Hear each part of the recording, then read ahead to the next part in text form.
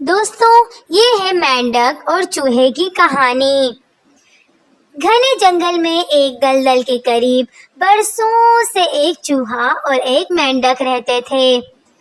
بات چیت کے دوران ایک دن مینڈک نے چوہے سے کہا، اس دلدل میں میرا خاندان صدیوں سے آباد ہے اور اسی لیے یہ دلدل جو مجھے میرے باپ دادا سے ملی ہے یہ میری میراث ہے، یعنی یہ میری ہے دلدل۔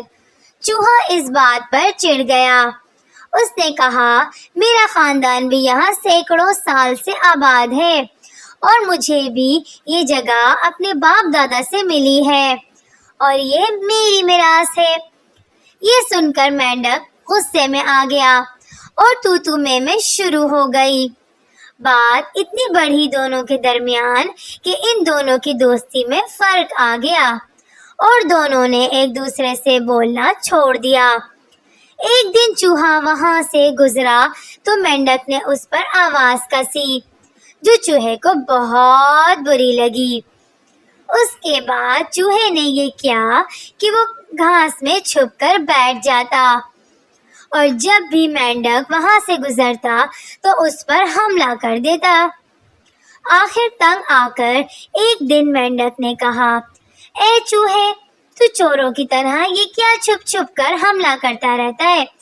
مرد ہے تو سامنے میدان میں آ تاکہ کھل کر ہم دونوں کے درمیان مقابلہ ہو سکے اور تجھے میری قوت کا پتہ چلے۔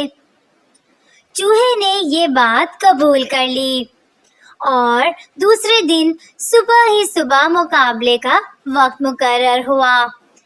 مقررہ وقت پر ایک طرف سے چوہا نکلا، اس کے ہاتھ میں نرسل کے پودے کا ایک لمبا تنکا تھا اور دوسری طرف سے مینڈک آگے بڑھا، اس کے ہاتھ میں بھی ایسا ہی تنکا تھا۔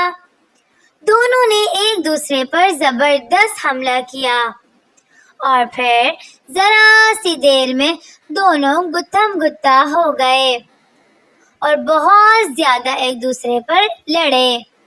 ابھی یہ لڑائی جاری ہی تھی کہ دور ہوا میں اڑتی ہوئی ایک چیل نے دیکھا کہ ایک چوہا اور ایک مینڈک آپس میں گتھم گتھا لڑ رہے ہیں۔